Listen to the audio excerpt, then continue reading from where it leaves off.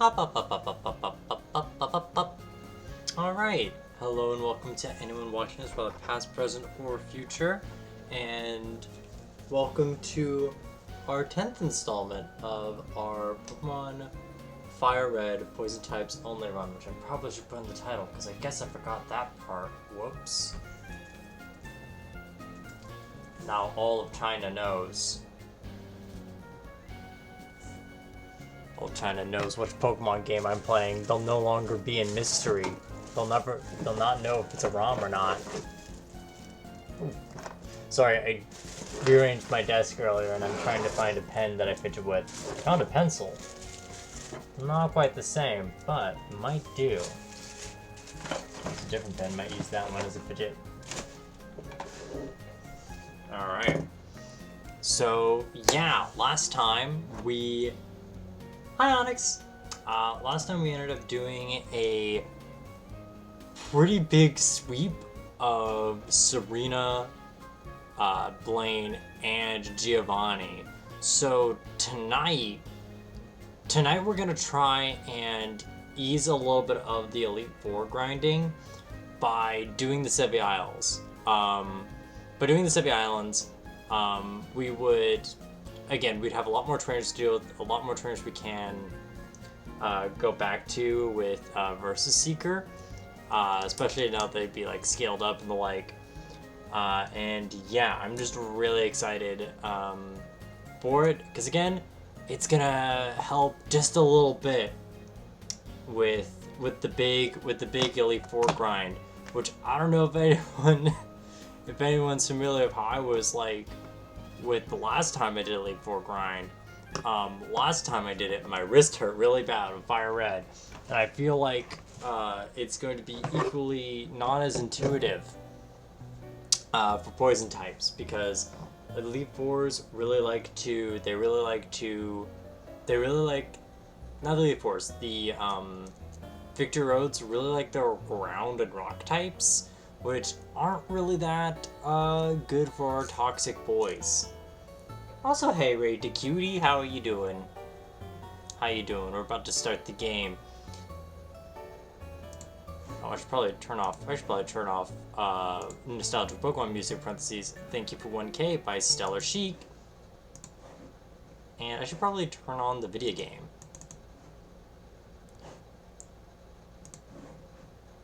Papa! Open up the Black Void, please. Black Void. There we go, Black Void. You did it. You've won video games. But, yeah. So, again, because I saw some more other people come in, last stream we ended up absolutely dunking on the last 3 gyms. Which is a bit surprising, because with Sabrina, I was not expecting it. I was not expecting we'd only need 2 levels for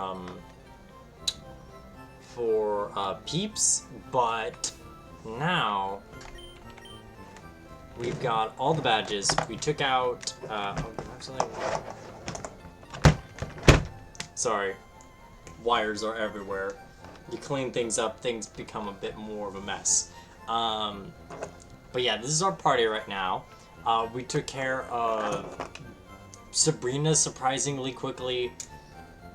Well, Blaine was a joke because we had Fruit Gummy, and mind you, Hemi over here was like level maybe 42 coming into the gym, and he easily got 3 levels and was not challenged because Giovanni is a joke.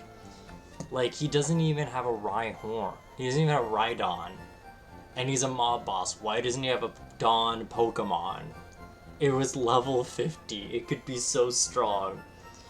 But anyway, we're going to be showing up our team over here. We've got the quirky Hemi over here, who's our highest level boy. Totally stole all these levels after just vibing in the background, totally not doing much, until he decided to just hack a mob boss's Bitcoin. He's mostly here for that Razor Leaf, and if we need a Sleep Seed. We got Rickon, who's surprisingly been a bit behind, but today we can finally teach him Earthquake, now that that's in our moveset. We're probably going to replace Peck with it, just because Peck may have type coverage, but it's not that strong. It's pretty weak, and it's overdue for a new move. We got Hellbore, which has been carrying a lot this run. Hellbore does not understand friendship. He wants to be best friends, but we keep on rejecting him, and he keeps on feeling like he's not good enough. Haha. You know, just bestie things. We got Peeps. Oh, game sounds so quiet. Oh wait, is it my own sound? No, my sound's normal. I'm gonna turn this game up because for once it sounds quiet to me. Where's audio tools? Audio. Configure. It's gonna just a little bit. Here, I'll turn. Alright. We have Peeps. Peeps is here to be really fast and to spam Psychic. Like, Peeps, Shadow Punch and Nightshade aren't really good. We just need to get those quick Psychics to absolutely assault people's minds. But besides that, Peeps likes to, Peeps is pretty naive. They just like to look around and just learn stuff about people, like, hey, what do they like putting on their toast? Oh, cool. I guess this person may or may not like mayonnaise. What's their last 4 digits of their credit card? What kind of flowers do they like in their garden? You know, like little things like that. Peeps just happens to know. So yeah. Got Uzi Ozzy, a name that my dyslexic hellbrain cannot differentiate, and I hate that I gave that to him. And he's big chill, and he's being a bit of a stinker, but he's big chillax, and he's really our main tanky boy. If we need a boy that just survives, that's him. He's a pretty jolly guy, though. He stinks, he's never taken a shower in his life, but he's having a good time. And he's got mostly... I'm waiting for that sludge bomb's coming real soon to be a very heavy poison attack. And if we need to take care of anything, a lot of more offensive types, we got Rock Tomb for that. And of course, we can just make ourselves live forever. And here's Fruit Gummy, a later edition here. Pretty bashful, little shy fella, but she's very good. Her attack is very nice. But mostly she is really fast and get those sweet, sweet surfs. But yeah, so I'm gonna show you guys. No, I'm not gonna show you guys. So what we have to reach is, actually no, I am gonna look because I want to double check something. So I know Lance's Dragonite is at level 60. That's one of the higher level Pokemon. Now, we may not need to be level 60, but that's just for him. I don't know about the others, but I don't know about Blue. So I double check. Okay, we've gone back to Giovanni, because I guess Giovanni is the way how we know that we have entered Gamer Town. We've entered the interwebs.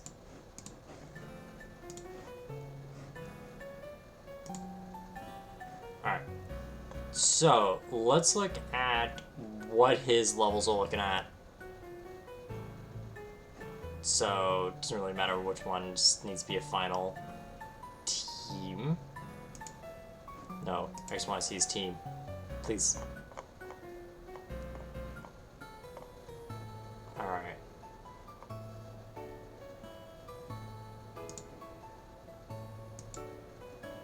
May I see? No, I just want to see the team. May I see the team? I could use internet, I swear. Oh. Oh, it was like the worst show. Alright, so... Oh! Oh, wait, that's rematch. Okay. Oh. Okay. So, his strongest Pokemon is going to be about 63. Now...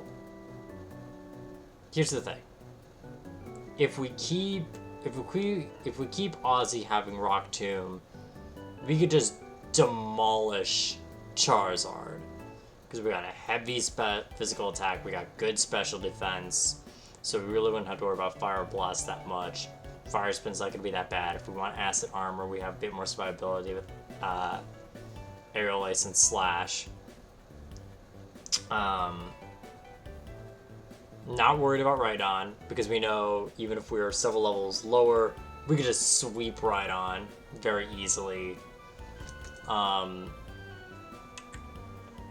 Executor's not really a problem. It doesn't have any, does not have any actual psychic moves, so that's good.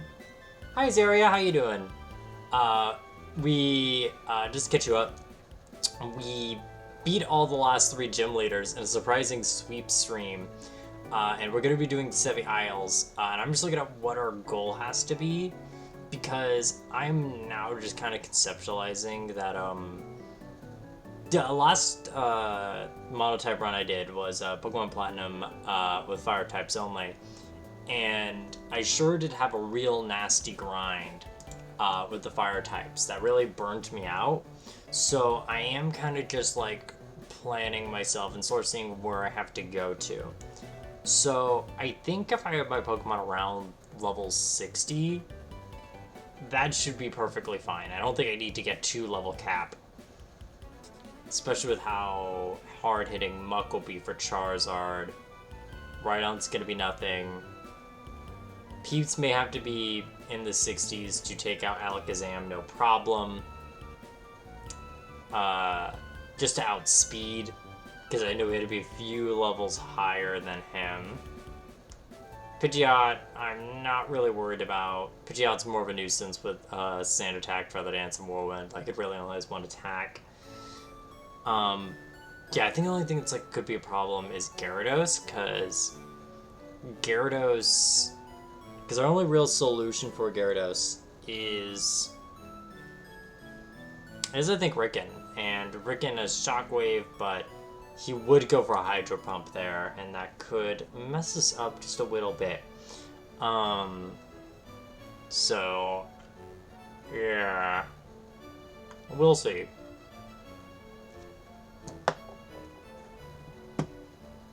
But we'd have to beat Lance's Gyarados first anyway. So if we can't take care of a Lance Gyarados, I don't know if we could take care of a Nick Gyarados. But other than that, I think we're mostly good, because with Alakazam, we really just have to worry about, like, oh, is he using Future Sight or not? Reflect could be a pain, but not that bad for us. But yeah.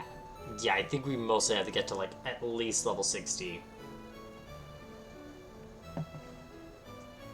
to be pretty solid, because I know with Lance is kind of the one I'm worried about, not necessarily because of... I'm not really worried about Lance just as a trainer, because Lance is usually not the worst, but Lance will have level 60 Pokemon. And Gyarados, supposedly it's Gyarados. That's gonna be a bit of a pain. We're prepping, because we could theoretically go through Victory Road and just do it. But I want to do Sevi Isles so I can train up a bit. So that Gyarados we're probably gonna be able to deal with pretty easily, actually, because he doesn't have any water type moves. Hyper Beam's a bit scary, but I think with our Shockwaves we'll probably be able to deal with that. But like, I'm not scared at all about the Dragonairs. Aerodactyl's pretty simple. Man, Lance really just goes for Hyper Beam.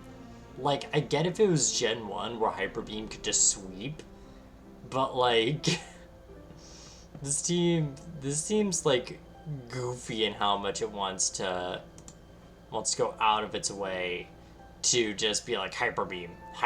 Anyone can Hyper Beam. Alright. Not really scared about Agatha, because as you can see, Agatha's team over here is pretty vulnerable to a bunch of Psychics. Uh, so not at all a problem. Bruno is a joke. Always has been. Lorelai could be. We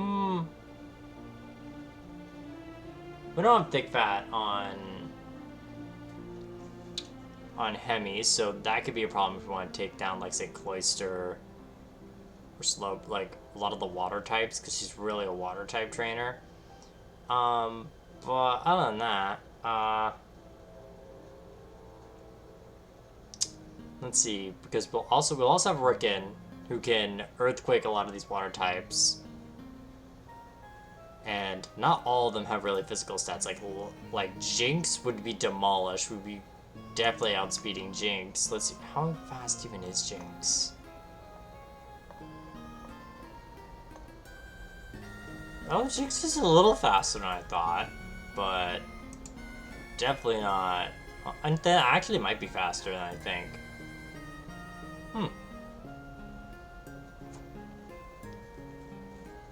This is Vanilla Fire Red, yes. Like, literally the only challenge is I'm limiting myself to poison types. But, yeah, I'm not... Or, like, could be a bit of a situation, but I think I'd only really have to worry about Lance and likely Final Boss. Okay, we're gonna shut you down. We're gonna make you go sleepy bye. Alright.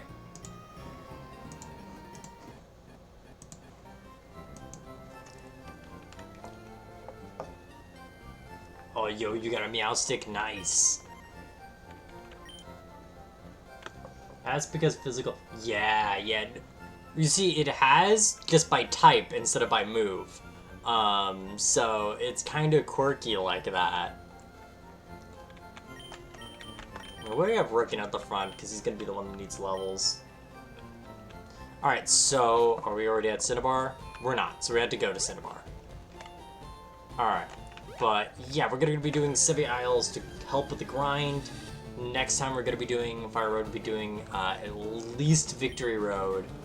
Because I feel like that could be genuine content. And I'm trying to think about what I want to do for next week then. Because I have two thoughts. I'm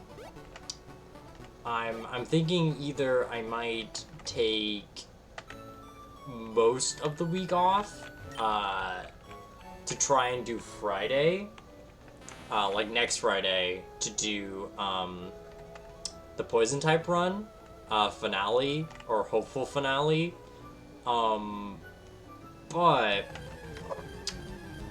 I know I did something like that for my fire type run, and even then I got pretty... my brain got a little melty-welty. So what I might do then is I might instead skip a week. Give myself an entire week, not a little more than just a week. That way I don't really have to worry about getting it, like, really fast. But I don't know, I'll have to see what because I know next week I got quite a bit of time to myself. I really can see how I think I'm gonna be doing over the weekend.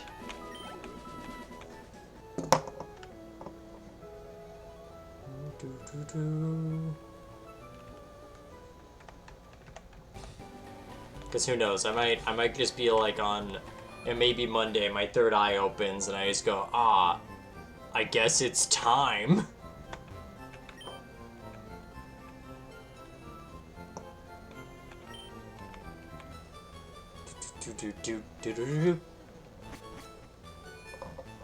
Like, you ever have one of those, like, ADHD like impulses where your third eye opens, go like, you must focus on this now. You can only do this for hours on end. That was the time I grinded 6 hours for the fire type run. And, you know, I love my ADHD. I don't want that kind of hyper focus again. It fucked up my wrist, and I have to use the substitute plushie. Teach myself, hey buddy, don't do that again.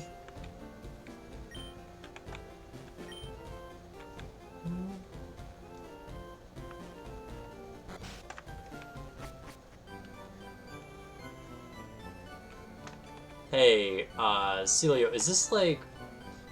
Because, you know, I'm pretty sure Pokemon centers are, like, publicly funded. Because, you know, ideally in the Pokemon world, we all live in a socialist society. Unless you're in Galar. That's just horrible, horrible capitalism scape. Um, so, like, is this man just making this machine in public property? Or, because this may not be officially in the Kanto region, and more like, say, if Kanto is the US in this analogy, this is like the Bahamas, where they've got their own laws? Is this Pokemon Center privatized? Does this man own this place?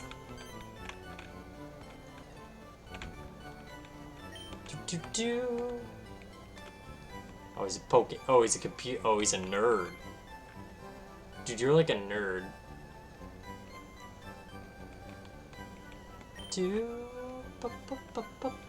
Dude, then get good. All you have to do is just like have rats fight each other, and then you become great. All you gotta know is how to move good.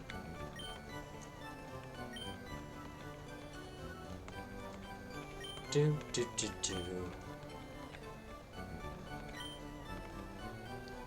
Oh. Alright, so you're gonna send us to a gambling corner?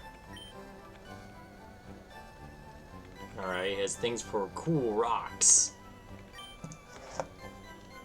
We just need... Alright, I need you to give this space rock to this man who runs a gambling area in the second island. I'd say he's committed... He's commissioned to work on the tech of the... Understandable, alright. We're being more optimistic here. But also, like, I forget what the machine actually does, because I know, my memories of the Sevi Isles is, like, really vague. Like, all I remember from it is, like, this is where Persian is. This is where Moltres is. I can get Ponyta here.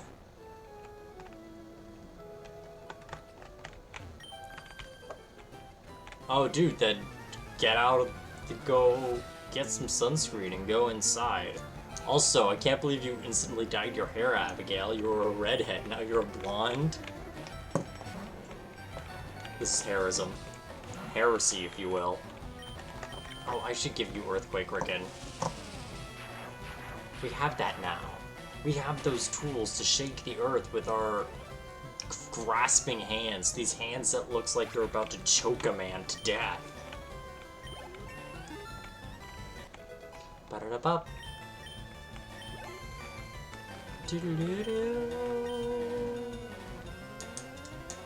Because, like, oh yeah, and another thing I vaguely remember is, like, this is a place that you can actually get berries.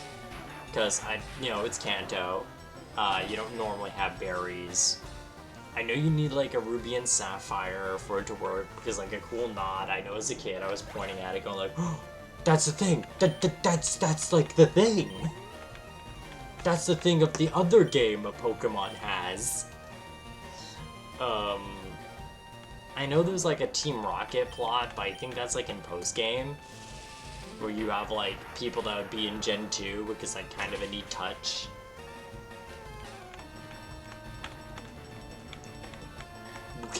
You can't disable my vibes. You can't be ableist on this server, be gone.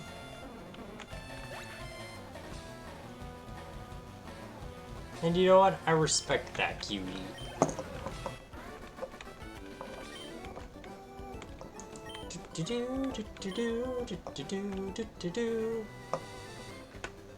No. Yeah, let's get that Earthquake. Because we need it. Earthquake. Ah, Earthquake, there you are, my good friend. I thought Ozzy could learn it. Well, that doesn't matter, we're giving it to the boy with Stab. We're gonna let Rickon get Knucking Futz. We're gonna put the CD and spin it on his big horn, and download it into his mind.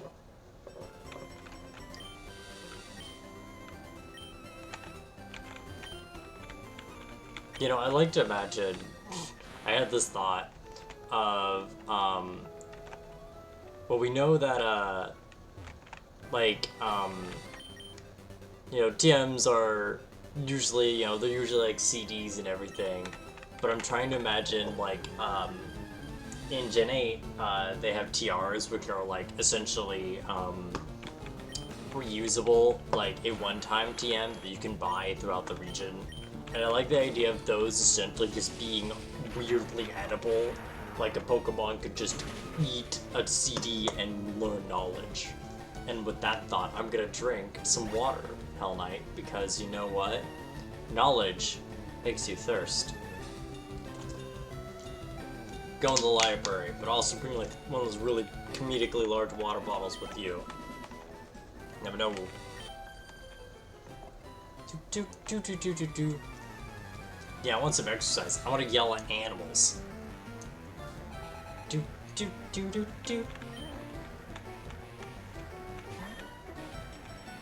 It is interesting to see that the Pokemon here seem to be around the same level as the wild Pokemon. But hey, at least we're gonna get a lot more XP here. TRs against fragile vinyl records, though. Yeah, you just have to, yeah, vinyl records that you eat. Like, do you see, like, the jaws of a lot of these Pokemon? Like, they can chomp. A lot of them have the capability to bite. Also, we're gonna cause a natural disaster. Like, you see this, Nidoking?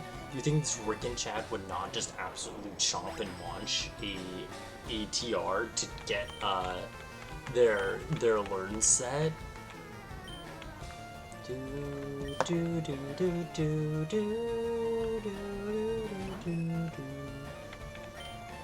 Now, meanwhile, I imagine like the modern TMs are more like they're chewable. You know, you can chew on it, you spit it out. And yeah, I do like the image now of like a lot of dog Pokemon just sort of grabbing a TM and trying to go like, hey, Growlithe, what do you got in your mouth? Growlithe, what do you got in your mouth? Growlithe, hey Growlithe, what do you got in your mouth? Drop it, drop it. Well, it's just like going around, shaking its head, running away from you, so it can learn how to roar. And you're like, no, I wanted you to learn Flamethrower, please stop. Yeah, they never do explain how a bunch of CDs let Pokemon use moves. Like, okay, so we kind of understand that Pokemon was made like in the 90s, and it's specifically an idea, like a version of the future that hopes the best for the future, and sometimes that means like really advanced technology. Like when you put Pokemon in a Pokeball, they explain it like, yeah, you're digitizing them. You're making them turn into data that we can transfer into a computer and have them in infinite storage. Like, we're working in the same world that happens. So of course they're like, okay, but what do we apply the data to? We use CDs. We have to use this futuristic technology to explain this. And then you get absolute wild cards like in, like whoever was in the writing team for Legends Arceus is like, hey, I've got a fun fact. Hey, I want a fun fact to add to the team. And they're like, alright. Alright, Miyashi, what do you got? Alright. What about Pokemon it can innately become microscopic? What? And we're just gonna say it? We're not gonna say why they can do it. How? It's just a thing that all Pokemon can do, actually, I've decided. And it's always been that way, the whole time. But I personally like hearing that information, though, of, like, the idea of, like, Pokemon become microscopic, and try to think about it in the sense of, like, this is, like, maybe... I don't think it's the Edo period. I think if anything, I sort of see Legends Arceus being the Meiji, the Meiji Restoration, where it's like right after World War One. They're trying to catch up with technology, trying to industrialize. So it's like that's going on in the background while they're trying to, you know, catch up with other regions perhaps. And I think in that sense it's kind of funny because it'd be in that like early 1900s to like late 1800s like sense of like pseudoscience, like, oh well, you see, it clearly is due to the fact that this one fact I learned once in a book I read written by a man who totally did research on an island that was really cool. We have found this out, and well, they wrote it, so like, what are we gonna do? Disagree with them? Because, like, this is also the same setting that also... Because I feel like not all the Pokédex entries are reliable narrators, you know? Like, I don't mean to burst anyone's bubble, but I don't think Macargo is hotter than the sun. I think he is definitely molten rock, same with Slugma. I just don't think it's as hot as the sun. But that may be bold of me to say, and I understand this.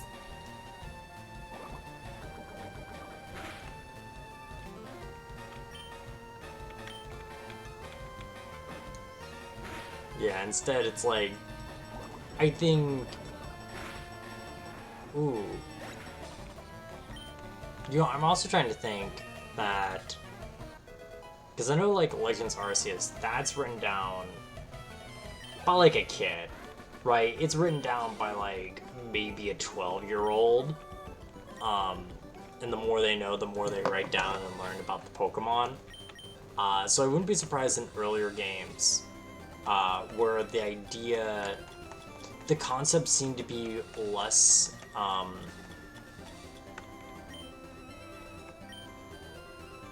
Okay, so with a lot of earlier gens, I think a lot of the Pokédex entries are not already researched about, because, like, I'm trying to think of it as, like, Pokemon is a innately, although a big fantasy game, in terms of it being like, oh, there's all these, like, magical creatures in the sense.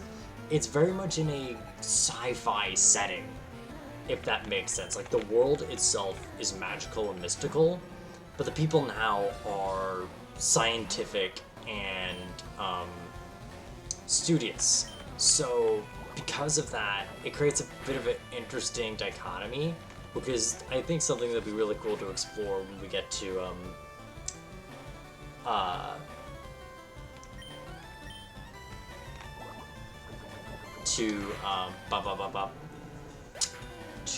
Scarlet and Violet, because, like, oh,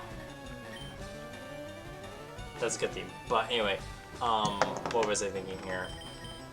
Oh yes, when it comes to the Pokédex entries, I don't think it's till, like, modern games where, like, probably Gen 6 or so, because Pokemon likes to keep up with modern technology, where I think we have sort of, like, the idea of a Pokédex is less of a, it's less of a, like, special thing that only some people have. Now I think it's more of a, like, oh yeah, I have this app on my phone that gives me all the information. Like, I look up information about this Pokemon, I have it, so, like, it's a fun way to incentivize me to, like, find these Pokemon. Meanwhile, like, back in the 90s, I was in a very famous game,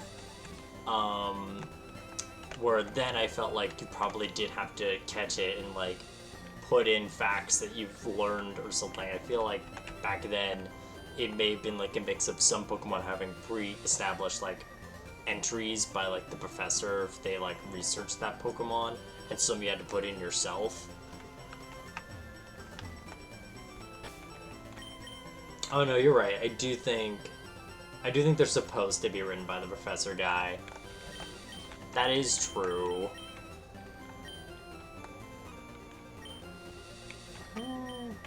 Yeah, we can give her an XP.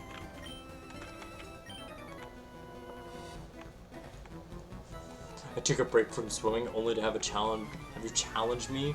What do I look like? What do I look like? Just some guy who can do anything? Well, that's right. I'm gonna be diving into this battle. I'll dive into the sand. I'll swim in it like a pink fairy armadillo. God, I wish there was a pink fairy armadillo Pokemon, because then it could be fairy ground type. Oh, okay. I know I probably shouldn't ask for like a Sandshrew regional variant. Oh, one based off the pink fairy armadillo would be really cute, and that's how it could be like a fairy type Pokemon. So hey, you're getting a free animal lore right now. I'm gonna pull up a picture of the no, we're stopping the game right now. We're showing Interwet. We're showing the Interwet. No.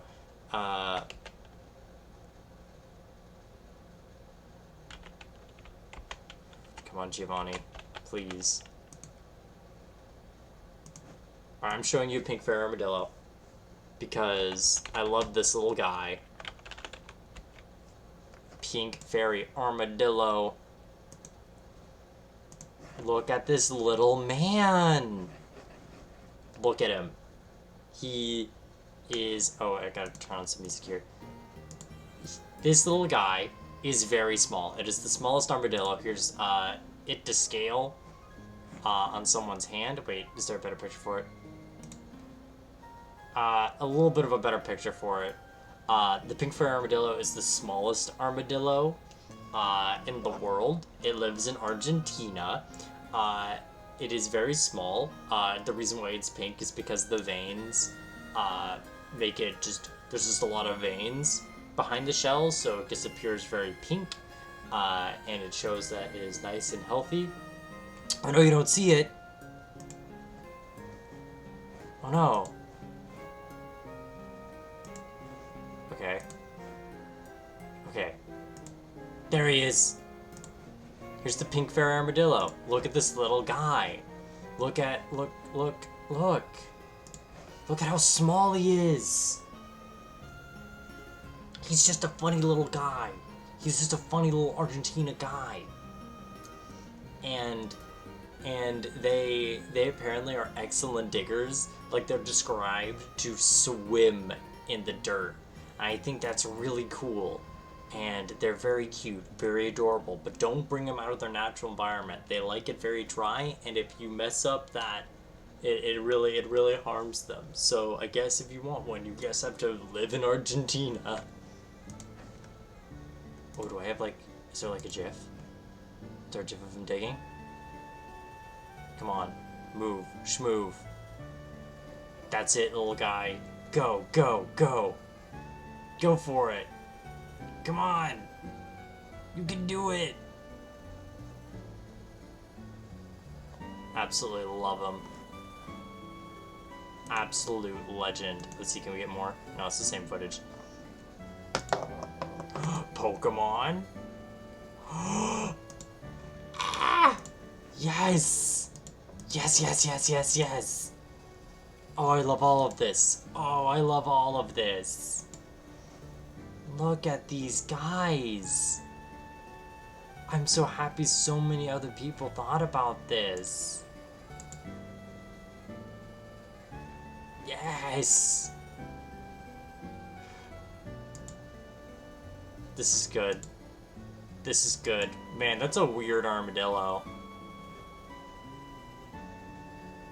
Anyway. That's it. That's my pink fur armadillo moment. Oh, I should probably let you guys not see Mana Webs right now. Well, okay. I guess we could play Pokemon now. But yeah, no, I think about the pink fur armadillo all the time. Because they're just funny little guys. You know?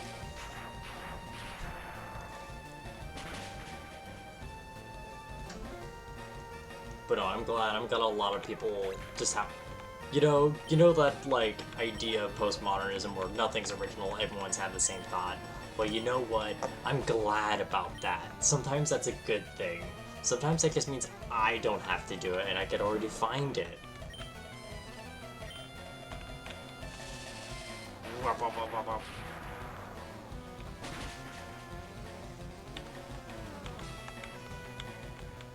Honestly, I am kind of surprised we don't have a fairy ground type. I don't know.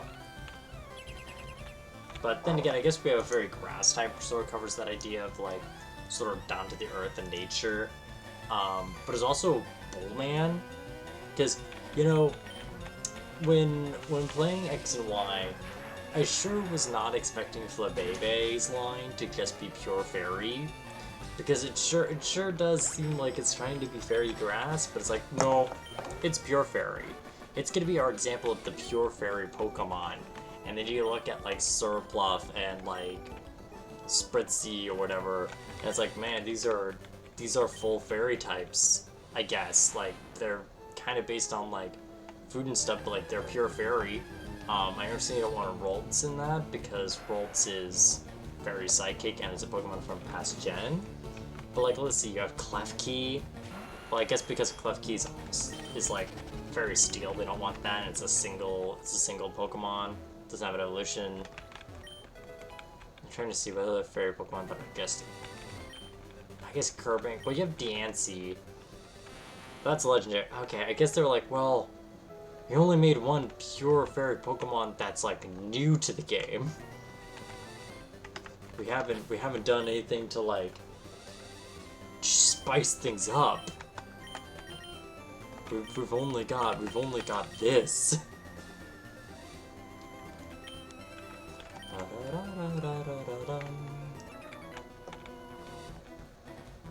Oh, fuck yeah, dude. I'd love to see you combo.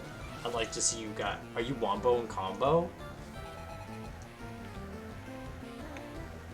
Aw. Oh, Crushkin.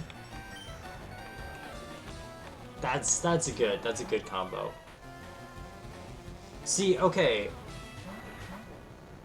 Fun fact for anyone who didn't know, which would be, I would imagine, most living individuals, Snubbull has always been the fairy Pokemon since Gen 2 for some reason. Like it's always been classified as that, and if you want to look it up, do it. Because it threw me for a loop. But I don't know why. But it doesn't even matter how hard I try. Now keep that in mind as I designed this rhyme to explain how I got so far. But yeah, Clefairy makes a bit more sense for me because it does kind of have that fairy aesthetic with like little wings in the back, and sort of having like a relationship with the moon, which became like something that fairy types are sort of associated with a lot since since the fairy type was introduced, especially with one of their like power moves being Moonblast. And yeah, I do think it's a better categorization than normal type. Snubbull though is weird. For me, I was a bit more surprised that Jigglypuff became fairy. But I guess maybe that's because fairy type tends to have a lot of the... If it's not a normal type move that is a sound-based thing, it tends to be fairy. Because that could be about more singing and whimsy, maybe. Oh, I don't need mean look. No. Mr. Mime, though, that one threw me for a loop. Like, I guess because Mr. Mime is supposed to be like a clown of some sort. Because, like, I kind of like the idea of Mr. Mime just being psychic, because I like the idea of it just means that, like, they just make the invisible walls with, like, just their mind. And I think that's actually a really cool take. it's weird, but like it's cool. But like when you get that fairy onto it, it's like, oh, okay. I guess it's supposed to be playful and like a trickster, so that's why, I guess. But I don't know. It just doesn't fully click. Oh no, I accepted it. I just mean that Snubble absorbing my fighting attacks confused me. Ah. Super valid, super valid. When suddenly you can't hit, when you can't hit Snubble with that, Drago Meteor. We try for the Dragon Rush and nothing happens.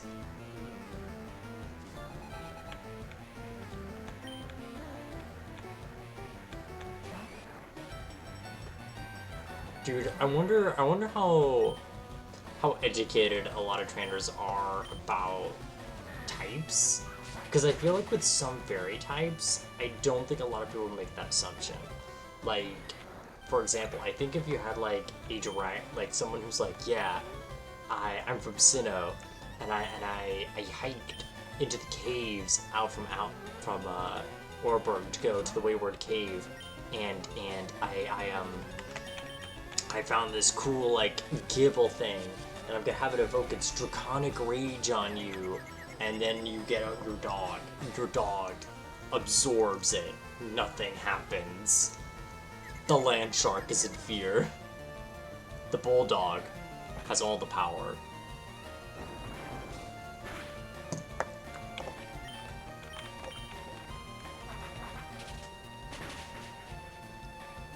Also, can we talk about how, like, Gramble, has, like, weird chains on its wrists? I guess it's because the idea of, like, the dog with, like, a spike collar. That would be, like, sort of, like, out by a doghouse, I guess is the aesthetic they're going for.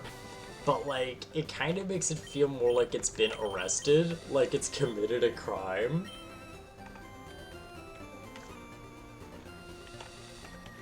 It's committed poke crime. It's sent to the doghouse. Oh wait, it didn't commit a poke crime? It just had a divorce.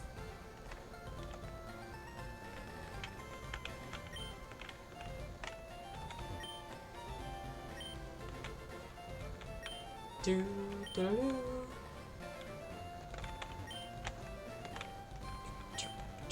do. Bowl of chowder.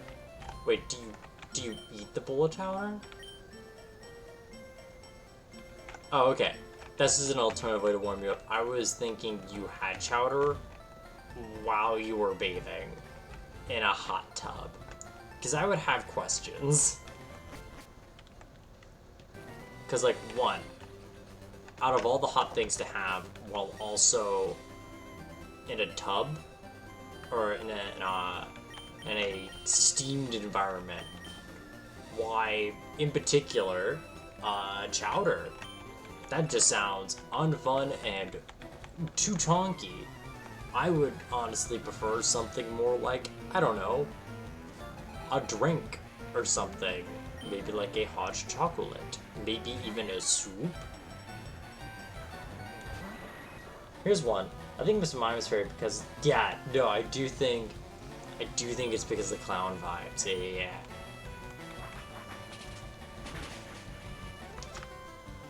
See, like, I don't know, I feel like Mime Jr. is a lot more of a fairy than Mr. Mime is. Mr.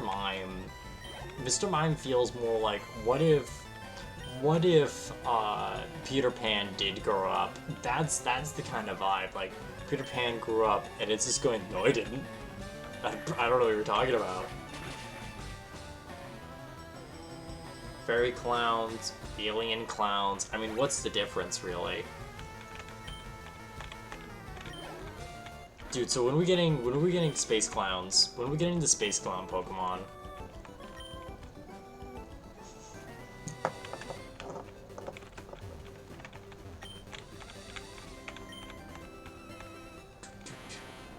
Okay. Now I'm just thinking of a very silly variant of, a Mr. Mime where it's a flying type, and the reason why it's a flying type is because it's got, like, a bunch of balloons to up itself, essentially. Or, ooh, maybe it has like two different forms of like one is like uh, a psychic flying because it's got like a bunch of balloons holding it up, or psychic fighting if it's got a balloon sword.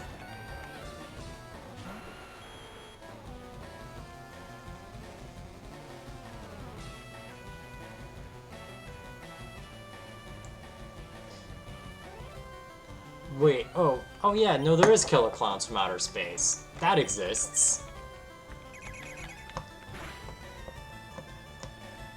Or at least I think that's what the joke is. I've only seen Attack of the Killer Tomatoes. I have not seen killer clowns from space.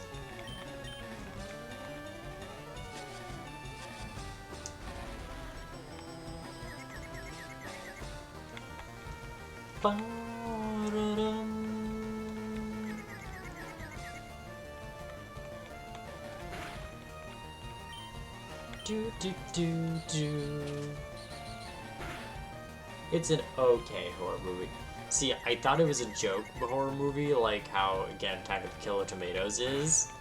And if it is, I do want to shout out, like, a really weird genre of, like, very independent comedy films that I don't think, like, it's enough where people can have it as a cult classic, but not enough that I think, like, people at the time would have seen it unless they were at, like, a video store and just happened to come across it and maybe were really vibing and just happened to actually take it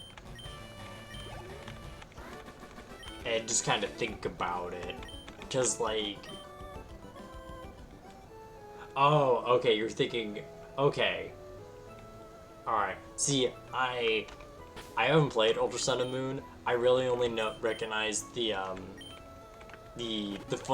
funny bomb clown as just the clown Pokemon. I never put a name to it. But he is very choice. He's a very choice silly guy. And I understand your decision. Oh. Cause like, yeah, no, he's very much a vibe. Gender, bomb. Identity, clown. Though I will say, I do think that, I'm gonna look at the name. Balkphilon is kind of in a weird category of like modern Pokemon because, I don't know, I've noticed. So, a lot of people when Gen 3 to 5, right? Anyone growing up at that time or experiencing Pokemon at that time would know of the dreaded, oh no, it's firefighting again. It always has been firefighting, and maybe it always will be. But recently, I've noticed the paradigm shift from firefighting to fire ghost. Oh, Blacephalon. Okay, thank you. But I have noticed, like, there is a paradigm shift to, instead of firefighting, is now fire ghost is the one really common. To the point where it's starting to me lose its appeal a little bit, because like you see Chandelure have it, which was really cool at the time. You see like Alola Marowak, which the ghost type is kind of weird, but I guess it's like an homage to, you know, Lavender Town, and it's fire because of the you know, fire dancing, right? Then you get like the new Typhlosion regional variant that is Fire Ghost. You have you have the funny bomb clown that's now Fire Ghost, and you're sort of seeing it every generation now. In some cases, 2 in 1, and it's a cool type, but I really feel like it's sort of being milked out a little bit, and it's like weird how it just sort of seems to be happening. And I don't blame people for not, like, pointing it out, but it's just like, huh, that's just becoming more and more common, and it's kind of a shame because I think Fire Ghost is a really unique type, and it's sort of losing that appeal, which is a shame.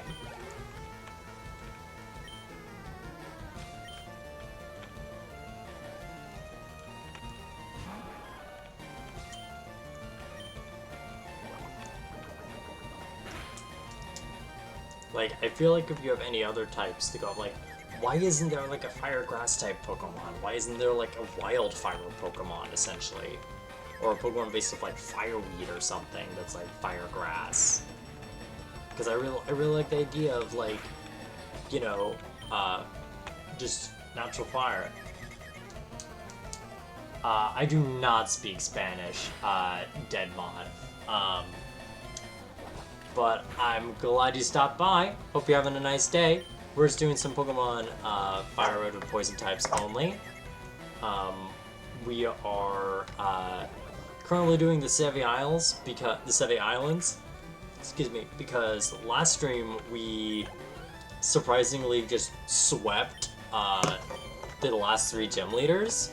So we're really just going the 7 islands just to make this sort of training arc a bit more interesting before we go into Victory Road, because that sure is going to be a grind, especially with a lot of the Pokemon there are going to be ground and rock types, so yeah, not the most fun. But how are you doing, Deadmod?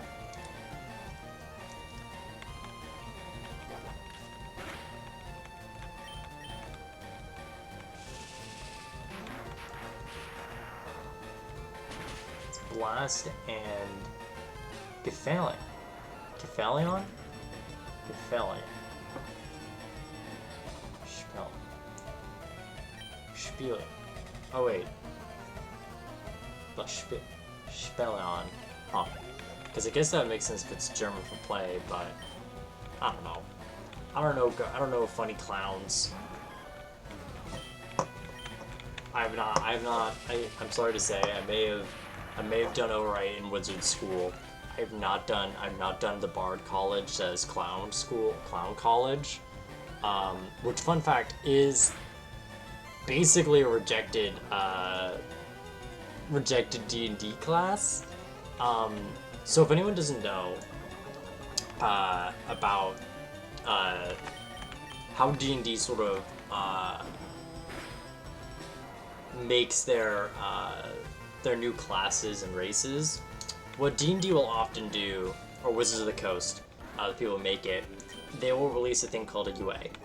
And a UA is an Unearthed Arcana. It's essentially beta testing for D&D. And they just go like, alright, here's our idea for a race or subclass that we're thinking about maybe putting into our next book.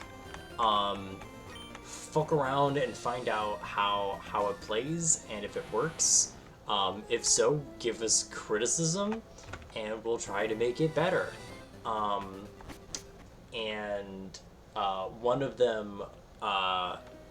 the really early ones for Bard was essentially the I think it was the College of Jesters, or no, it was the College of Satire, which was essentially you became a court jester.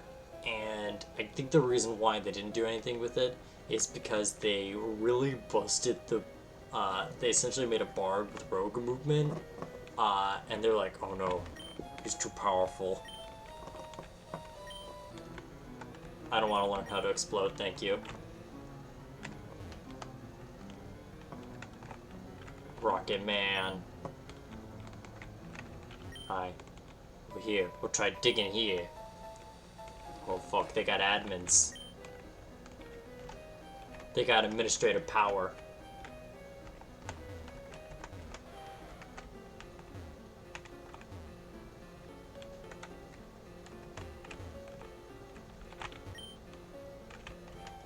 Alright. Well, I guess I gotta go to Island 2, because they're not gonna let me do anything there now, because I guess I'm not doing Rocket Plot.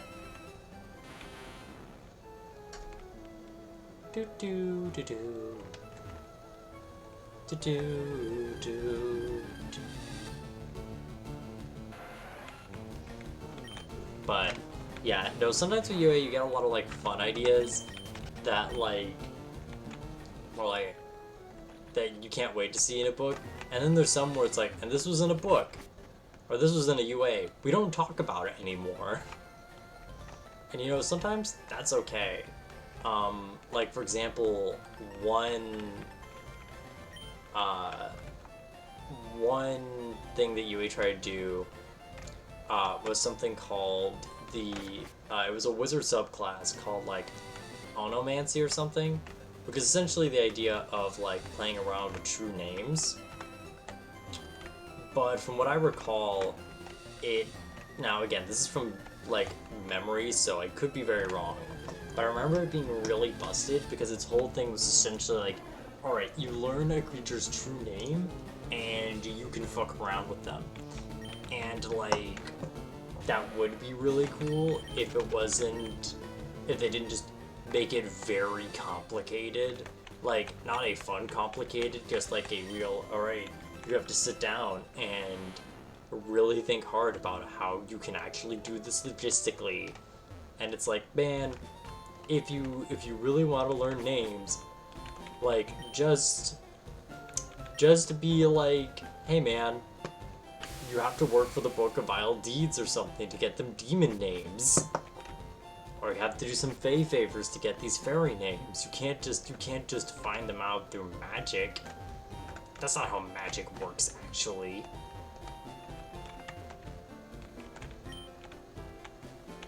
Skip and chomp, joyful game corner.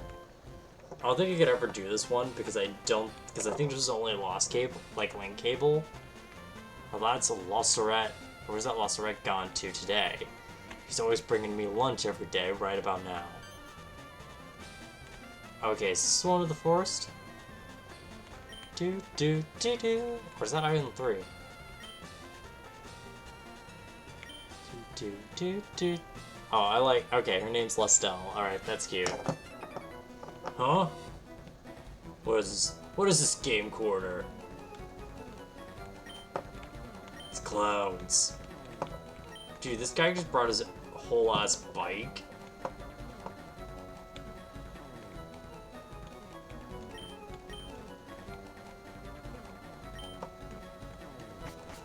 Damn, his sounds are confusing. It doesn't help that I never learned how to count.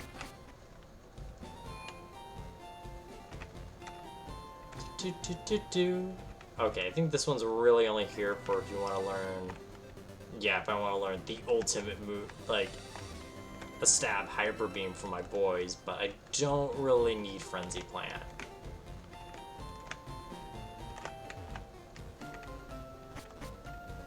Do, do, do.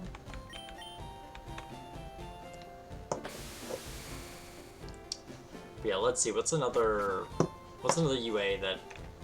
Okay, here's one that, like, I wish became more of a thing.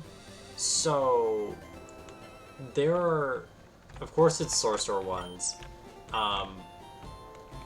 But, there are quite a few Sorcerer, subclasses that I wish they did make a thing. For example, there is one called the Giant Soul. And the Giant Soul is essentially trying to be a bit more of like a tankier sorcerer, which is kind of interesting. It's a bit flexible depending on what kind of like giant you are. And I kind of hope it might be in the next book. Or they might rework it for the next book. Mostly because we have seen some giant stuff recently with like Rune Knight being a fighter that just grows huge, or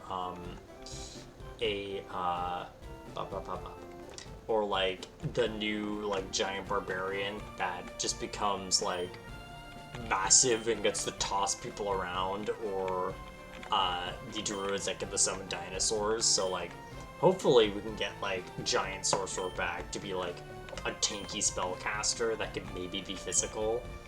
I know they tried to do more elemental spellcasters, her elemental sorcerers because right now in the well, I think it was in Xanathar's. It got republished, but I think it was even back in Sword Coast. Um, they canonized the Storm Sorcerer, sort of like the air and lightning type sorcerer, more around the winds and everything. And they got stuff like, when you cast a spell, you can like fly 10 feet away or something for free without using any of your movement. So you get to really mess around with you hop-potting around the battlefield. Also, biker goon. So like you really get to play around with mobility. You get to like deal some extra like thunder and lightning damage as like chip damage, and be resistant to your main damage types, which is pretty neat. Later on, you could also make all your homeboys fly and shit. Like, it's pretty cool. But it's the only like main elemental sorcerer that got into a book. There are supposed to be more. For example, there was a stone sorcerer that was supposed to be a purely like physical based sorcerer, like one that like they would get smite spells given to them. They'd have like shield and like proficiency in like martial weapons and everything, like resistance to damage. Like they were supposed to be like essentially talented fighter, like the fighter sorcerer. It was kind of weird. But like, I don't know, that'd be something fun to look back on. Let's see, and there was a sea sorcerer, which I remember needed a bit reworking, but one of their coolest gimmicks is they could put like curses, like small curses on people, which was really neat. Like, I think it was only based on like a cantrip, or I think it was when a cantrip was done, they could do a minor curse on someone, maybe once per long rest. But I at least remember the idea was really cool. You get swim speed, you get to become water-like at some point.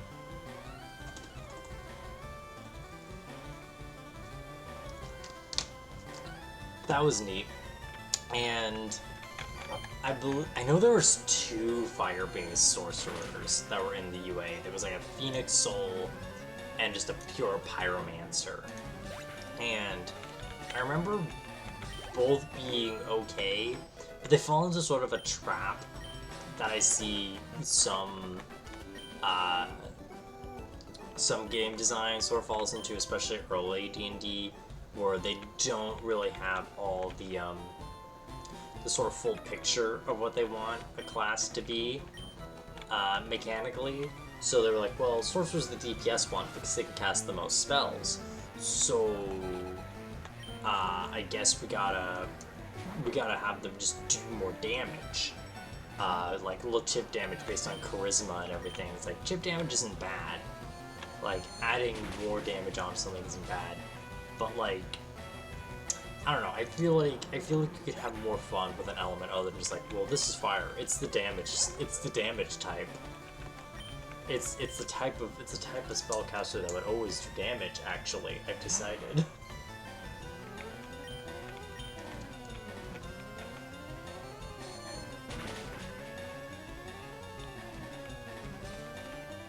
Do do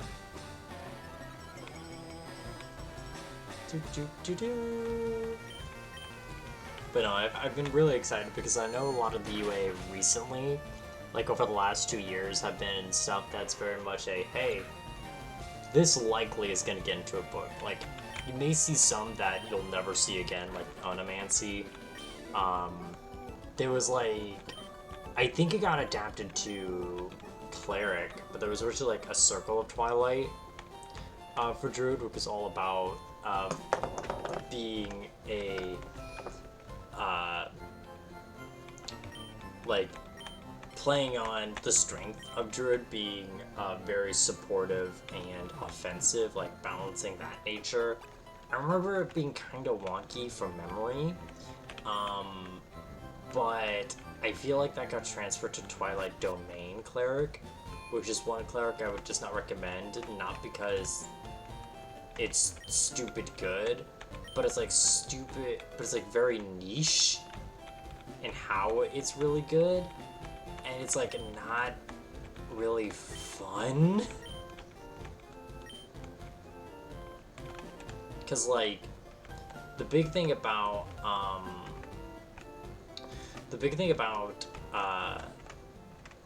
the Twilight Domain is giving a player massive dark vision. When I mean massive dark vision, I mean they just have 120 feet dark vision, and I think they can see the magical darkness if they use a channel divinity. And they can give like other people dark vision too, without the color blindness penalty, which is like a penalty I don't think most DMs even think about. So it's like, wow, okay, glad you thought about this like the one time. And it's like, I don't know, I feel dark vision really is a good flavor thing, especially if you're doing like maps in like Roll20 where you can actually have players see very specific things because of dark vision. Or for example, I think it's also good if you're doing even more Theater of the Mind content.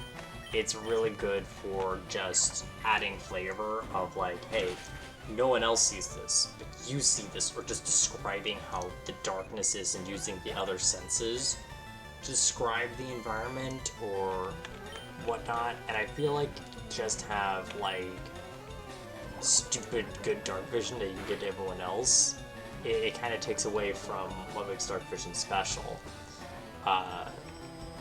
or what could be special from people, because it's a D&D party, most of them are going to have dark vision. But the thing about dark vision is, unless if you're like someone from the Underdark, a place that is always dark, it's usually super limited. Like, you know, it's not super limited, but it's like 60 feet, right? And after that, you don't see anything. And you think it's pretty far, but when you're like in a dungeon with a lot of turns and curves, you don't see as much as you think, or even with like rooms. And I know this because I played in Roll20 games that use dynamic lighting, and it's kind of fun. I don't know, I like it. Or when you see like an icon sort of out in the distance that's like kind of spooky, you can't see all the details, but you just see it there, and you either say something about it or your players say something about it. I don't know, it's really fun. I like that. So like, you know, I know there's like a joke that DMs hate dark vision because like they feel like, oh no, they see everything. But like, a good way to think about dark vision, if you are one of those DMs, is dark vision. Dark vision's just what it looks like when you're looking through. Dark vision is just what you see when you turn on night vision goggles. Like, you don't see good detail. You see it as if you're in dim light. Like, if you've ever seen night vision goggles, or like those kind of cameras that like doorbell candles at night, where it's like really grainy, everything's in black and white because you can't see color in dark vision. And it's a small little detail, but I definitely think that's a really fun thing to play around with. Especially if you wanted to maybe play around with like puzzles, where like maybe your players are in darkness, right? Maybe D&D players, they don't consider they have torches, and they have to solve a puzzle based on like what color things are. Like, say something like press the red button, and they have to logic out which one is the red button, you know? I think that could be really cool for a puzzle idea. Let's see. Or like, you can even do the same in Magical Darkness. Because Magical Darkness essentially is the way you counter. Most players are like, I can see in the dark. And the game, Wizards of the Coast like, fine, it's Magical Darkness. You can't see through it unless you use magical light that is actually higher than the spell the darkness was cast at. But yeah, I don't know. I just think it's neat.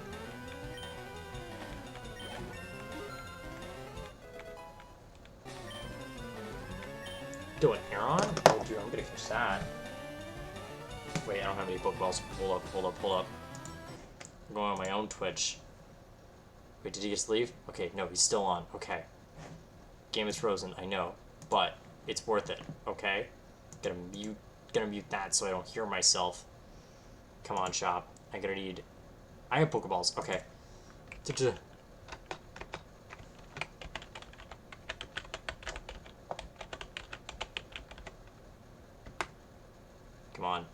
Come on. Let me catch it. Alright, I don't see you rejecting me. I appreciate that. I really do. So I'm just gonna go back to there, play my video game. Alright. But yeah.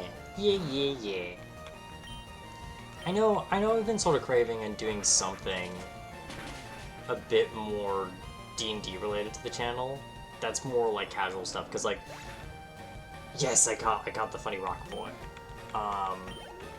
But I know recently I've been kind of craving doing a lot more casual D&D based content. Like when I started this channel, one of the first things I did that took a lot longer than I thought it did was do like a tier list of my personal vibe check on a lot of the classes in D&D. I think it was all of them but the ones added in Fizz bands. So really it was all of them but like a ranger and a monk. But I remember having a lot of fun with that and trying to think like, what do I want to do that's something adjacent to that? Like, do I want to do that with like monsters? Do I want to do that with like anything with like spells? Maybe doing that with like wizard spells could be like a fun long-term project. Cause here's the thing with like wizard spells. When you play as a wizard, I think there's often a misconception of the role of wizard through the reputation of just D&D players. A lot of people they're characterized the wizard as like a nerd who happens to know things, and that's like their character, or they throw fireballs around like it's nothing. And although, as a person who's played a wizard for 2 years, Fireball is your good reliable if you want damage. You don't really have as many spells as you think that's specifically damage based. That's a lot more of a sorcerer or warlock thing, really. And even sorcerer and just druid are really the more aggressive ones. Let's see.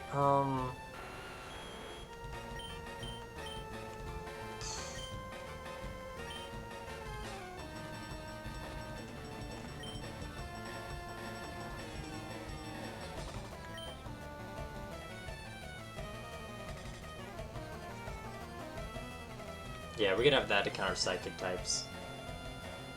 Yes, my favorite joke from Crap Guide of D&D and my favorite XP to level 3 joke is wizard cast fireball good.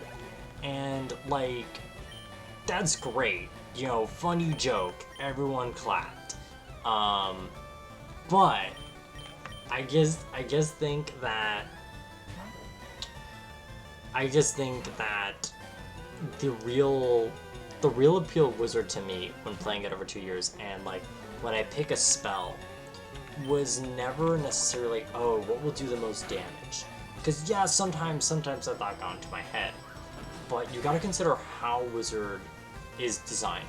Wizard is designed to give you an excessive amount of spells you can learn from. Like, you have the largest spell list in the game.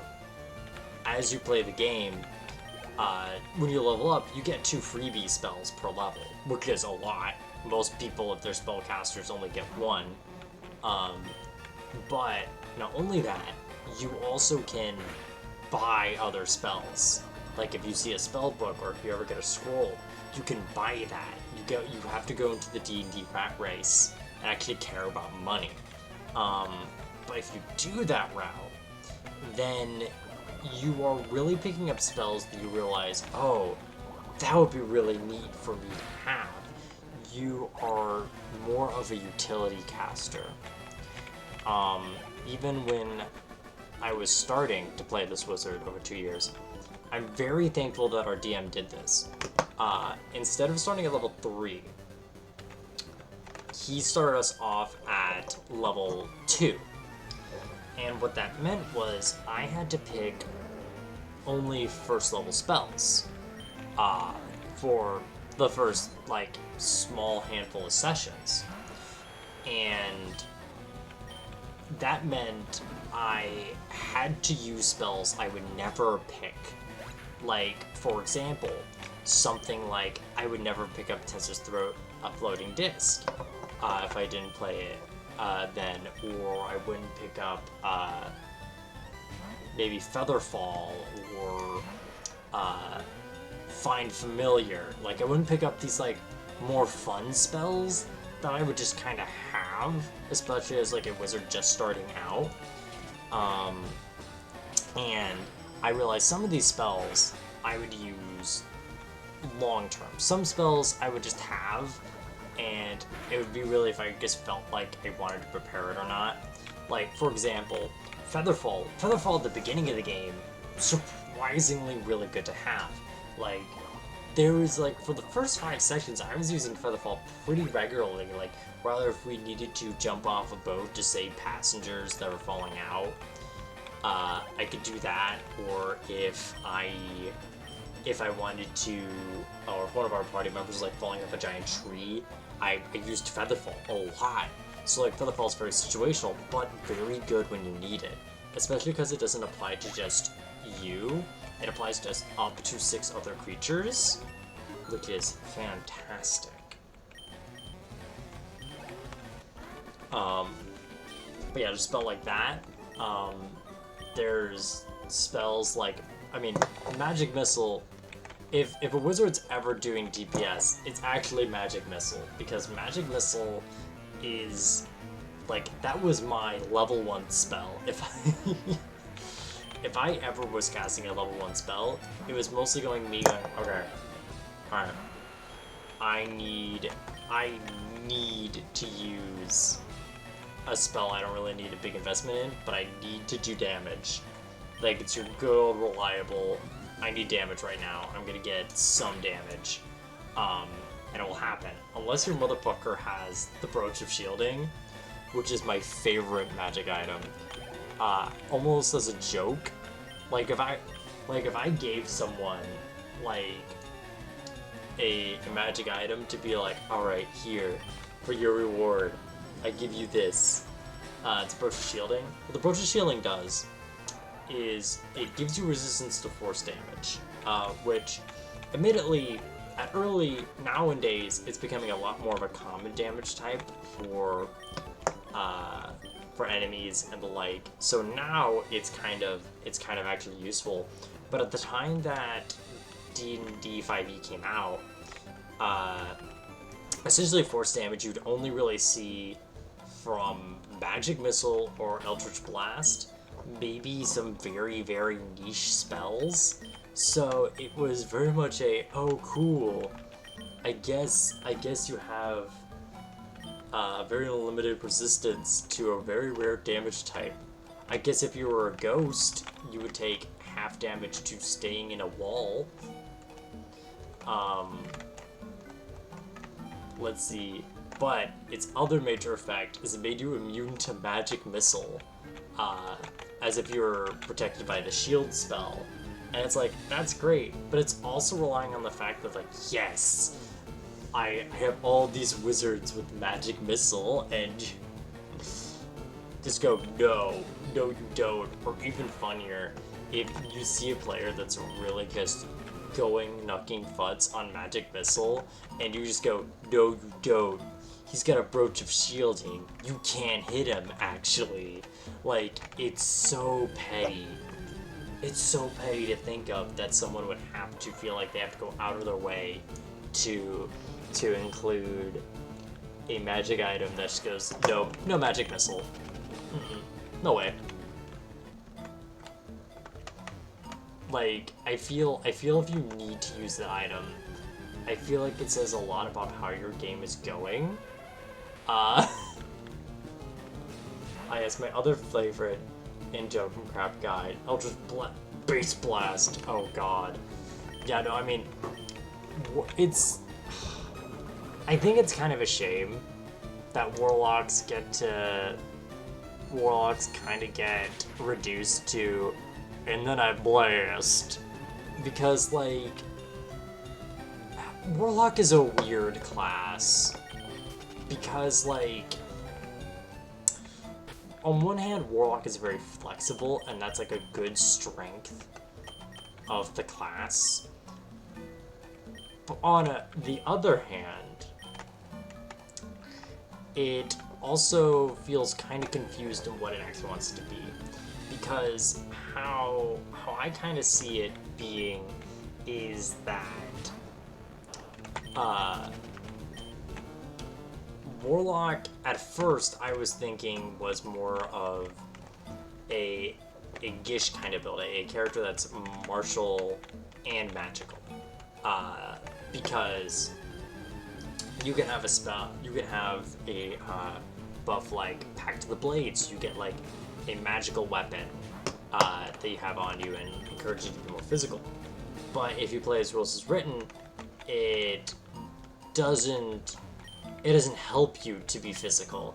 In fact, it makes you have to also rely on having a good physical stat, whether it be dex or strength, which you may just not have. Additionally,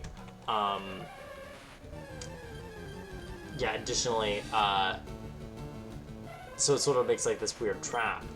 I think probably the better way I would describe the sort of concept of the Warlock is more small passive magic abilities, like more at will magic, and then big bursts of power. Like, you're not quite sorcerer level of just you can sling spells like crazy, and that's how you're innately magic, like having 4 cantrips and being able to cast more spells than anyone else. No, instead, you were the type to have more like, oh, well, I can just do this spell at will. I can almost, like, I could just do this really cool effect, or do this kind of spooky thing, and, like, that just kind of happens. Like, say, Mask of Many Faces, like, you just get disguise self at will. Or you can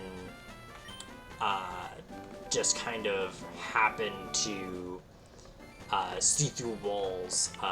Maybe you get to, like, spook people or heal people a lot faster. Like, not heal people, yourself faster. Maybe you can cast a spell whenever you want. Or cast spells that are outside of your normal spell list, which honestly shouldn't. Warlock's weird.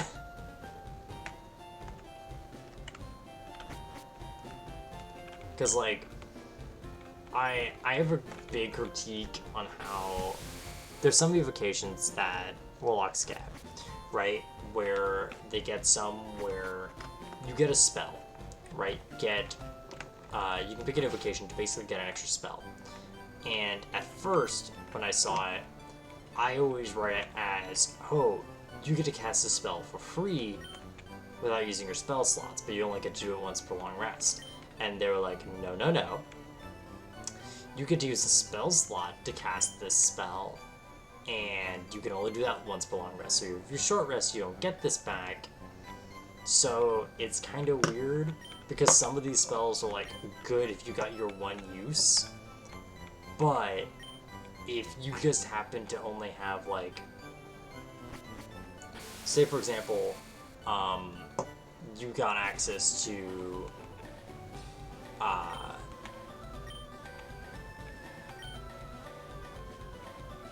sorry, brain just sort of ported. If you, say for example, Bane, right? Bane as a Warlock spells not really the best. Like, scaling up, it could be really good to mass debuff people, but also you're a warlock, and you have like 2 spell slots until you're like level 11, where you get 3. They're way more valuable, and hey, if I had to cast a level 1 Bane and still Bane 3 people, potentially, because it's based on a saving throw, it's not guaranteed, I'd rather do that for free once per long rest than like invest a big boy spell slot. You know? Alright. So, let's see. That was done a lot earlier than I thought, to be honest. Oh no, I don't want to be in the gym. I don't know if I want to do Victory Road tonight. Let's see. Let me look at a map of Victory Road and see how long it is in this game. Fire away. Because it's been a hot minute since I've done this Victory Road.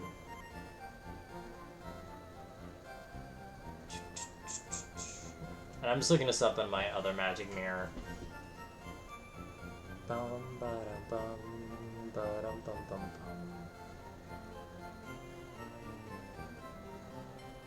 Because I don't want to just start it and just keep going at it when it's like a bit too much longer than I want to stream. Because tonight's kind of a weird night at this point, because like I still want to stream for like the rest of the hour, but I don't want to go on for like super late.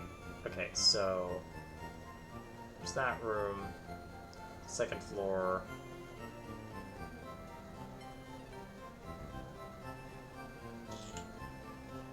Therefore, alright, there's 3 areas with strength puzzles.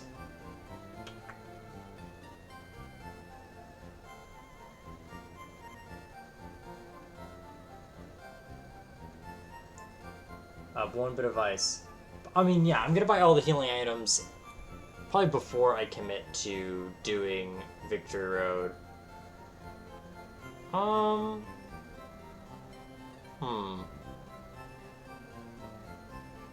Let's see, because I don't want to just grind. And I feel like with how I've done some of these puzzles before, I feel like I may just go a bit too long than I'd like to do.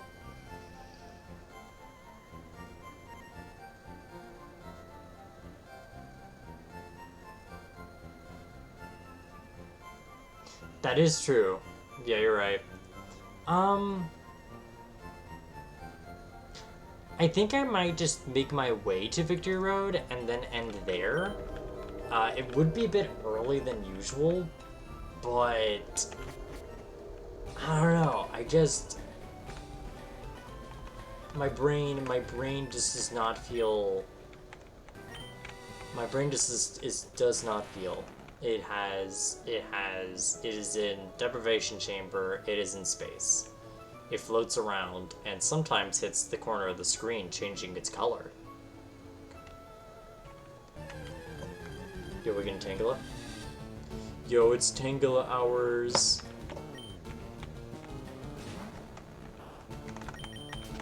You know, I like to imagine if Pokemon, like, you know how, like, a lot of high schools, or, like, schools in general just have, like, their own mascot? I like to imagine if, local, like, a lot of these, like, local gyms have their own mascots. I feel like Palatown's probably Tangela, because that's, like, their native Pokemon. They're only found by them. And, like, Erica's, like, no, she's got a Tangela, but it's like, I don't think anyone knows what a Tangela really is. But it's like in Palatown, people are like, oh yeah, no, you can find the Tangela there. Like, it's just kind of a thing they know about. Let's see, how much heals?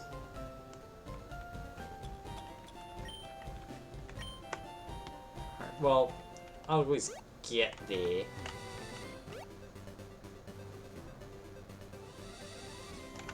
Or go the other way to get it. But let's see, Pure City, Accuracy, I don't think would be Onyx. Oh fuck, I still get to do a rival fight here. Okay. Cool. I thought this was only at the beginning of the game. I did not remember this being right before you do Victory Road. Cool. Alright, cool, way to go. Alright. Oh, that's a lot bigger levels than I was expecting.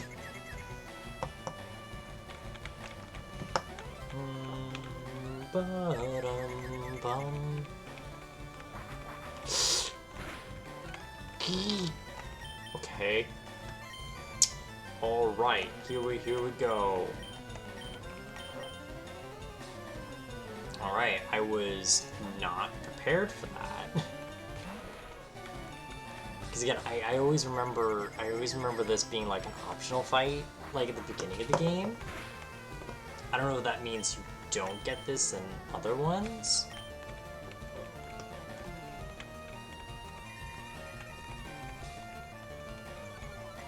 Well, you may lower my attack, but I will survive.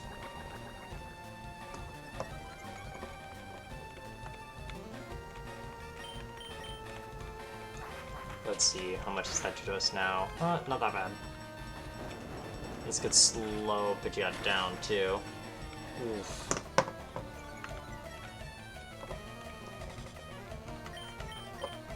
Doo-doo! Oh, yes, nice poison. Oh, now this is a nice poison. Where did you get it? Oh, I got it at the poison mart. Oh, really? Yeah, no. It's gonna be right next to, it's gonna be right next to the Hex Shack. Oh, I've been looking to go to the Hex Shack. How is it this time of year? Honestly, a lot of people think fall's the best time of year, and, like, they're right, but, like, if you want to really get ahead of the game, I really recommend that, like, late July, early to mid-August area. That's when, like, no one's really expecting it, but, like, the vibes are just starting to get ripe, and, chef's kiss. It's beautiful.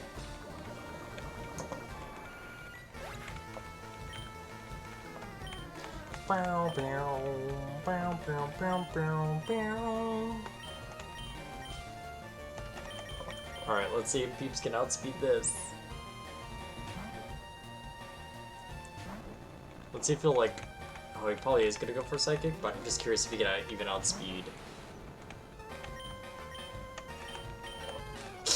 Okay, he's gonna Future Sight it.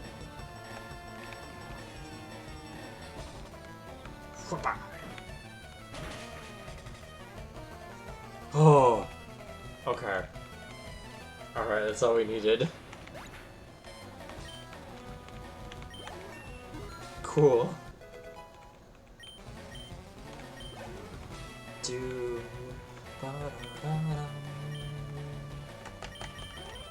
I think Fruit Gummy's gonna be a bit better. I think Fruit Gummy's got better special.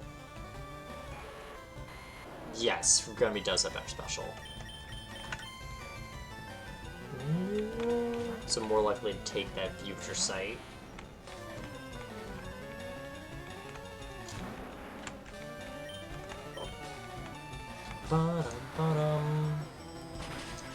Calabunga the little rhino. Man, I don't know why they don't just let Rhydon, like, Rhyhorn take his, like, ultimate power.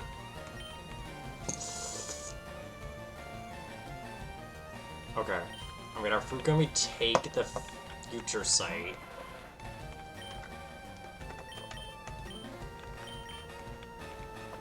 Oh my god, am I not taking the Future Sight yet? Is it the end of the turn? I forget. Because I know Ricken won't be able to take it. There it is. But it failed. Cool.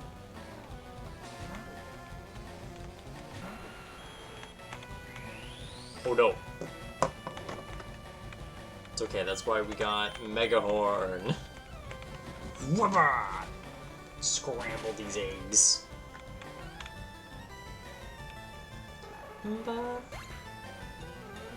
Yeah, no, Rhyhorn's really good. When I was actually starting this channel, I did a rock-type run of Pokemon Platinum, and let me tell ya,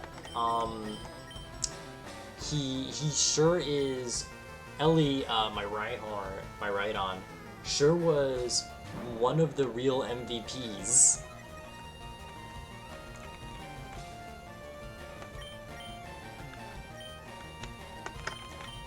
Cause without her, oh wait, what?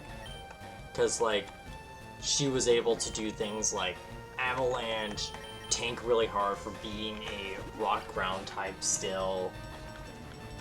Like without her, I would not be able to Quick Claw Earthquake, a Lucario in my Infinite Cynthia health. Cause the only thing preserved of that run, if you ever want to know. But no, it's very choice, and I'm very glad I had the chance to actually use one, because I always do find that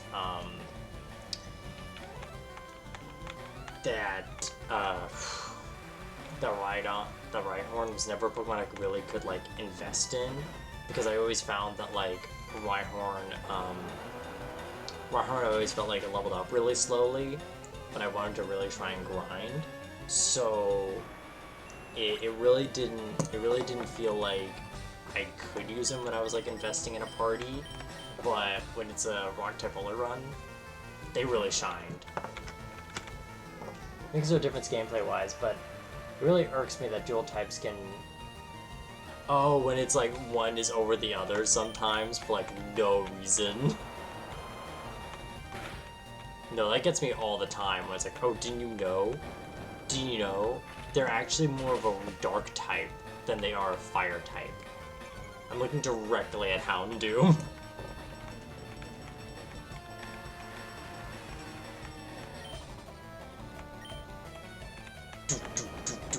Bro. Oh, right, because he's ground and then rock, I think.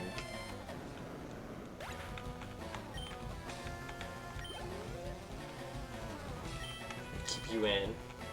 Well, 2-minute and rocks. Oh my god, level 53. Alright, well at least it's in the rain.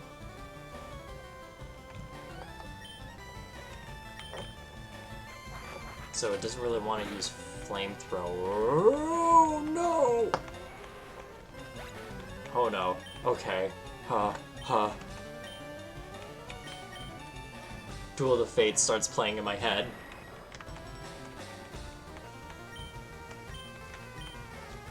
Oh no. Oh no, it might sweep now. Oh, let's go!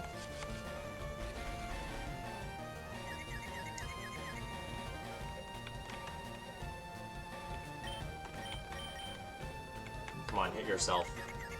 Violence. Not on me!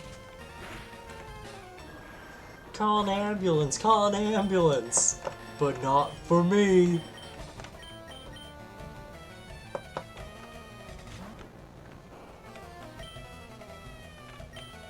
Oh no. Please stop.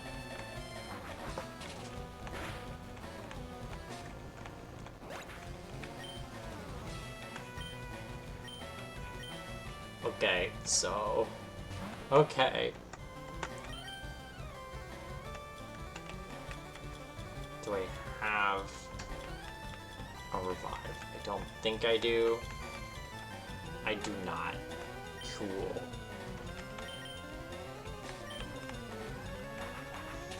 Oh my god, this Charizard gets one lucky crit and goes knocking futs, huh? Alright, but I can't take 2 surfs.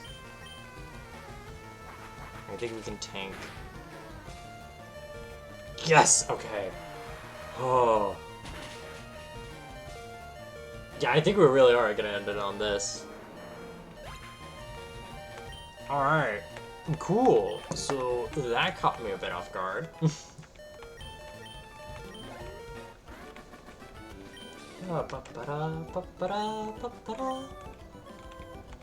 1908, a good year.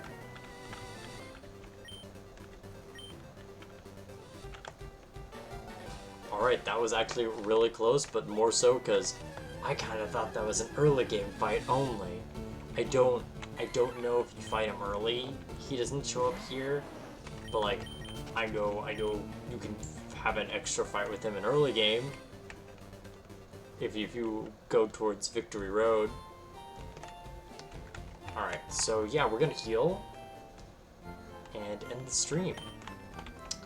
So I do know that there are some newer people here, and tomorrow at 9:30 p.m. EST, I'm going to be doing a type of stream I haven't done in a hot minute, and it is going to be something I've called Pan's Magical Lectures, where I talk about a subject with my big arcane knowledge of being a divinator and conjurer, sort of exploring different planes, different types of creatures. I've had a lot of things about dragons because I fixate on dragons recently.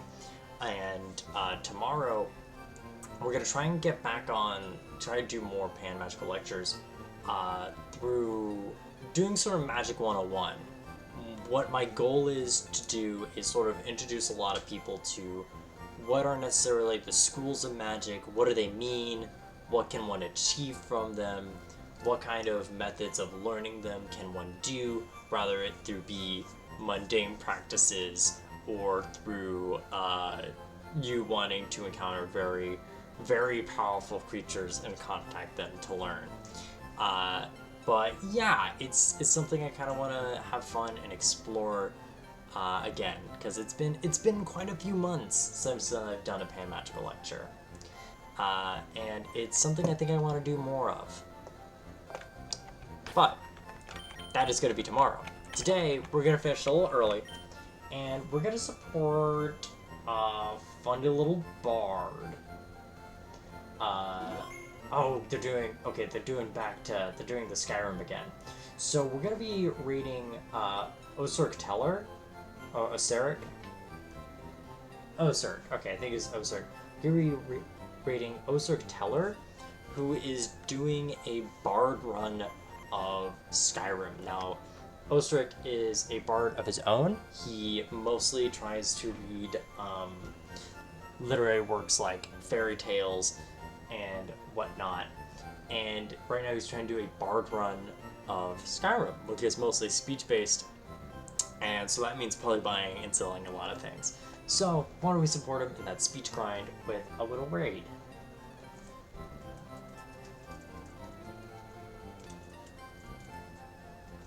I hope I spelled it right. Damn it, I didn't. Okay.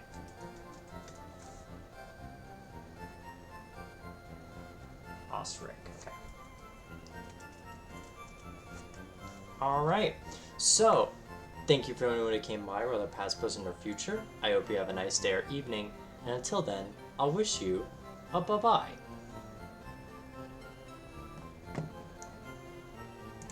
Hey, if you're still watching this in the future,